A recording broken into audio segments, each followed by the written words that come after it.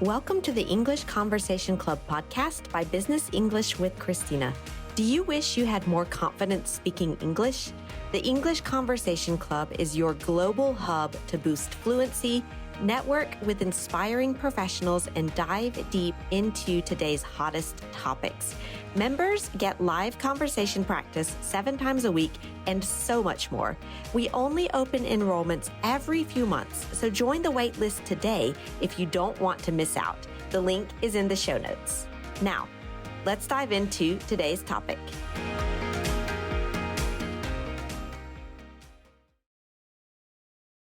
To ECC Podcast. I'm Lindsay and I'm here with Karen, and our topic of the week is the good, the bad, and the unknown of ChatGPT. Karen, how are you today? Doing great. As I said earlier, it's still hot out here in October, so sweater weather we will have maybe November, December, right? Yes, maybe so. Yeah, we had some technical difficulties, so it's our second time having this same little conversation, but we didn't get into the topic, so that's good. So, ChatGPT. Karen, how do you feel about it? I like ChatGPT. It's a friend of mine now, I say. Actually, I think it makes your writing more efficient. You can check your grammar, check your word choice. So I think that there's a benefit to ChatGPT. What's your opinion?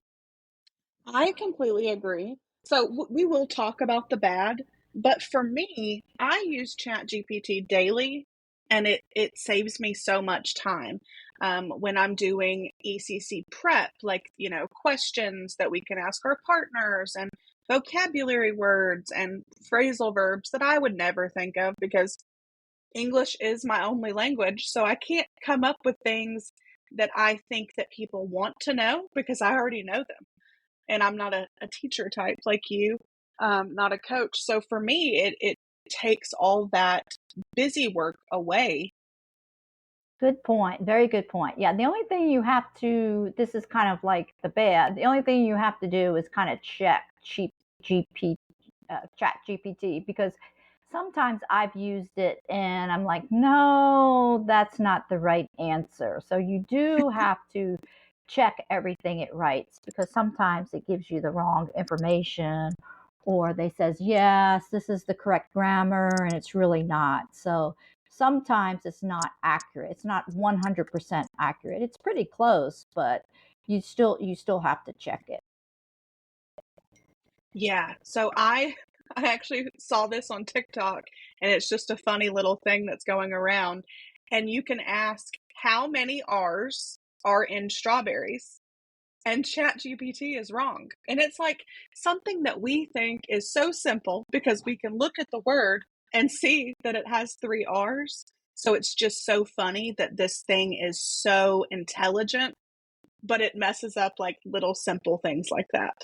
Interesting.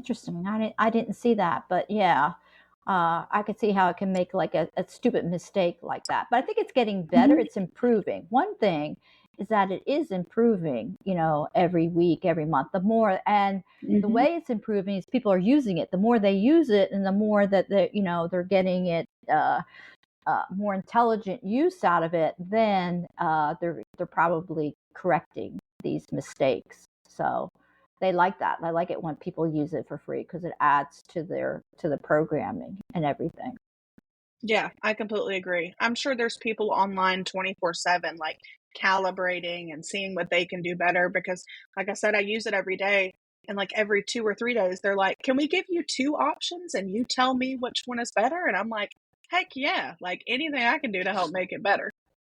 Okay, excellent. So what's the downside of ChatGPT? So, yes, there are some downsides.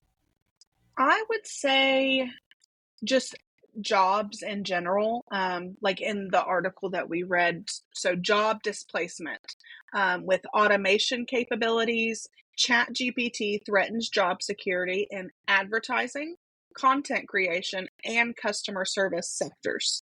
And as someone in customer service, that does worry me a little. Yeah, exactly. Like right now, we're having this big strike. The entire East Coast is on strike, the dock workers. So, and one of the things that they're concerned about, they not only do they want higher wages, but they're concerned that automation will replace their jobs. So, I think that's probably the biggest downside, the biggest threat of AI and Chat GPT right now is are we going to need to have workers anymore? Like if you go to McDonald's now, you don't even need to see somebody at the counter. You can just go to one of those kiosks and order yourself like a Big Mac and then you go pick it up. So yeah, I think that's going to be a big concern of people in the future. Yeah, I completely agree. And right now, so they've got rid of the cashiers and now they only need the cooks. Right. And they don't And need eventually they'll get rid the Go ahead. service workers. Yeah, they don't need the workers behind the counter. Mm-hmm. Yeah, eventually they'll get rid of the cooks too. They'll have robots cooking, right? Yeah, like those futuristic movies. Yeah, I had a student that sent me an article about Japan. He says when you check into a hotel, they don't have like live people, they have robots checking you in. Mm-hmm. And so, see, that's a customer service role that they've already taken over. So what are the people going to do? That's the question. Cry. Just cry. Well, that goes into another big discussion I had with my student about universal basic income. What governments will have to do is they're saving all this money by salaries are one of the biggest expenses for companies. So they'll take that tax money and they'll start to give people universal basic income to live on. That would be quite all right with me, but that is a whole other discussion. Yeah. But yeah, for me, it's like I've done customer service for, almost 18 years now. That's all I know. So you need to study something else before. Yes, exactly. I'm going to be 35 back in college studying something that a computer cannot possibly do. Right. Same as English teachers. English teachers there we talk about that online about they or teachers in general. They'll have instructors through Chat GPT and all the work and everything will be done through Chat GPT, which is another point is about colleges and schools. You can just have your homework done by Chat GPT. Yeah, How are they absolutely. check? I wonder how the schools now are checking that. What's happening at your son's school if they have homework? No, I don't think that they're really checking for little kids, but I imagine colleges have to pay for like some software that makes sure that ChatGPT is not doing their homework.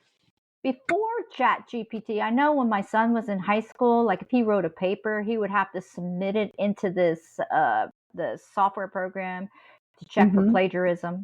I know they had programs like that. So Yeah, so they're probably just paying way more money now for better programs to counteract ChatGPT.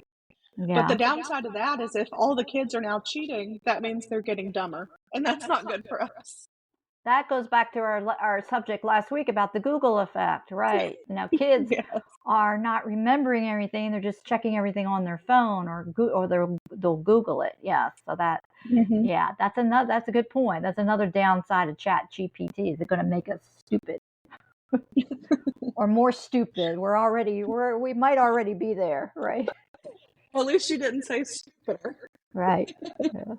Well, that could be a problem too. Definitely. Mm-hmm.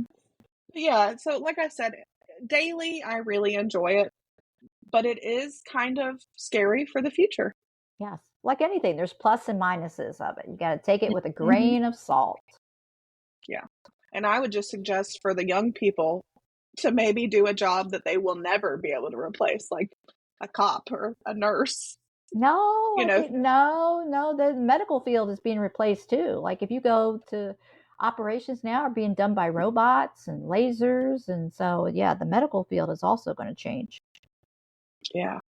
The little helpers that we still need. We'll I have to don't, make a list. yeah, I don't know what field is going to be immune to ChatGPT. I have no idea. That would be something fun to do this week in ECC is we could make a list of jobs that robots can't take yet. Yeah, I don't know what that would be. That's very interesting. I can't think of a single one. I'll have to ask ChatGPT that question. All right, Karen, anything to add? No, I think that thank you for an very interesting conversation. We said a lot of good points, pros and cons. So let's see what the future holds. Yes, and thank you so much for this interesting topic. Many of you may not know, but Karen picks our wonderful topics each week, and they are all very interesting. And I do it on my own. I do not use ChatGPT, everybody. Not yet. Not yet. All right, Karen, thank you so much for your time, and you have a wonderful day. Thank you.